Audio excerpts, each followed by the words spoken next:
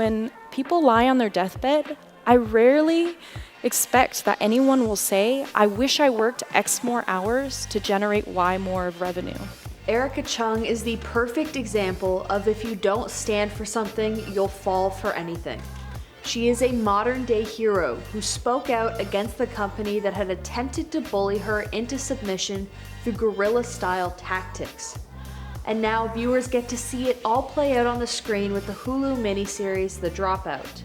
She and 2 other whistleblowers were instrumental in the takedown of the fraudster Elizabeth Holmes, who collected millions of dollars in investors' money on the promise of a machine that didn't work. And now we see what Erika has done since her time at Theranos and how she's reacting to the ongoing trials. Today we're covering Erika Cheung, one of the 3 whistleblowers in the Theranos takedown. Tomorrow though, you decide. Let us know in the comments down below who you think we should cover on the next episode of Where Are They Now? While you're down there, it would be awesome if you could like this video so we know to keep making more just like it. Let's get into it. Let's just skip from Erika's early life to how she got started at Theranos. She graduated from UC Berkeley with a dual degree in molecular cell biology and linguistics. She had gone to a career fair on campus and got a successful interview with a small company called Theranos. At the time of Erika's application, the company was just starting, so she was there from basically the inception and creation of the company. How Erika had been sold the concept of Theranos was that they had a machine, called the Edison, that only needed a single finger prick of blood rather than hooking a patient up to a needle and getting tubes of it for testing. The idea was revolutionary and could potentially open the door to tons of advancement in medical science. It also meant that if you had a device that allowed for more frequent and much less invasive diagnostics and testing, you could potentially catch something in patients that were in extremely beginning stages, saving countless lives. So Erika got the interview and was put on the team. She started out as a junior lab associate. She describes her first red flag within the company as being when she would sit in meetings reviewing data with her coworkers and higher-ups. Her higher-ups would request that they remove the outlier, or a data point that wasn't like the rest, to see if it helps accuracy ratings. In math, the outlier is often ignored, but when it comes to medical science, the outlier is a real patient rather than just a random number. The real patient's blood sample was off, and they decided to ignore it to see if it would let the accuracy ratings go up. Another red flag was when Erika was testing patient blood samples for prostate cancer. She ran it on a commercially available testing machine and found that the patient had low risk. Then she ran a blood sample on the Edison machine and the results jumped up to having a high risk of prostate cancer. She ran it again on the Edison and it lowered to a concern. Then she ran it a 3rd time and it was low risk. The numbers were all over the place and had no reliability whatsoever. While the idea of a patient receiving a false cancer diagnosis is heartbreaking, what's worse is if a patient receives a false negative. What if someone has an extremely high risk of prostate cancer, but the Edison tells them it's low? That person will then take that information and it could have potentially life-altering effects.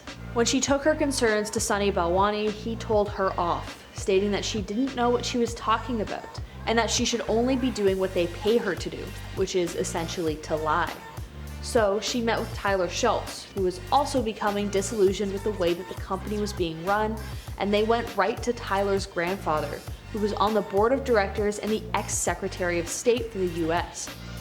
The elder Shultz basically said that while they both seemed smart and capable, much smarter and more capable people were telling him that this machine worked and would revolutionize healthcare. Erika quit the very next day. She went through a few weeks of a crisis where she felt like she may have been overreacting.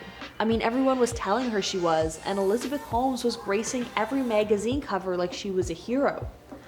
Then she got contacted by a journalist at the Wall Street Journal. While she was in the midst of speaking to him about her concerns, Theranos decided to go on a witch hunt to effectively silence all the former employees who, to them, were breaking non-disclosure agreements by sharing company secrets.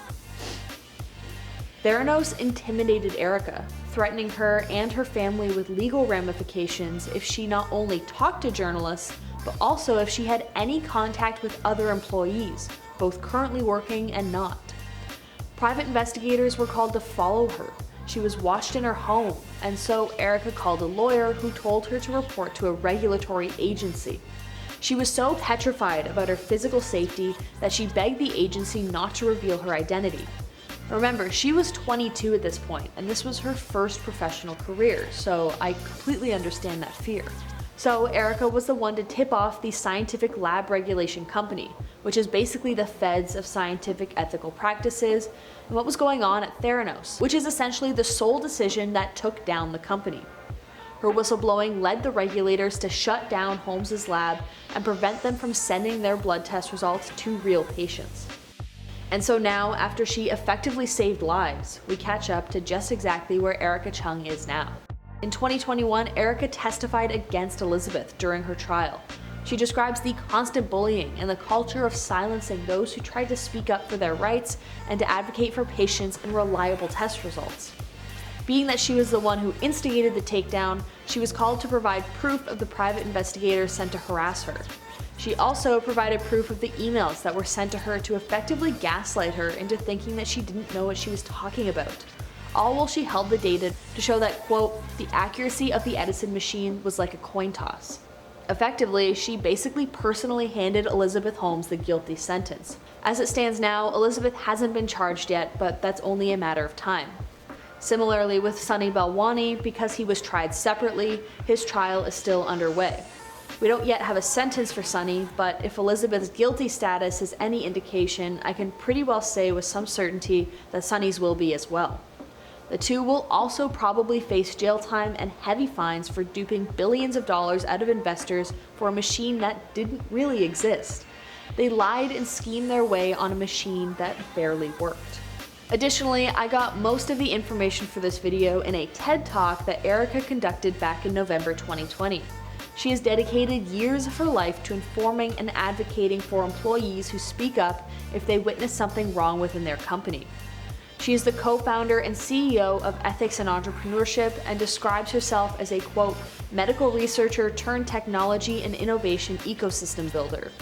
Her work is dedicated to supporting whistleblowers within their own companies and protecting their legal rights. As her LinkedIn states, if Erika is emailed about someone concerned with going public about their issues with a company, she and her business will use their team of lawyers to make sure that no rules are broken under whistleblower regulation, so the threat of a lawsuit is diminished. She also goes around the world giving talks about her experience with Theranos. She enunciates the need for employee rights and safety to speak up within a workplace. She asks a question of her audience, quote, what happens when the vision is so compelling and the desire to believe is so strong that it starts to cloud your judgment about what reality is? Oftentimes, projects like this do more harm than good because people are so hyper-focused on the goal and less on how to achieve it, which can lead to damage to the world at large. The mission statement of the company is, quote, to foster stronger cultures of people who speak up and listen to those who speak up. It's interesting what Erika did with her brief but impactful time at Theranos. And while very little, if any good, came out of Theranos itself, it would appear that Erika is doing her own great work. And now you can watch the real thing play out on Hulu through their miniseries The Dropout, which documents basically the entire thing, from the inception of Theranos to its eventual downfall. Thank you so much for watching this episode of Where Are They Now? I've been your host, Sierra. Please don't forget to subscribe to this channel so you can remain updated when we post our next video. See you next time.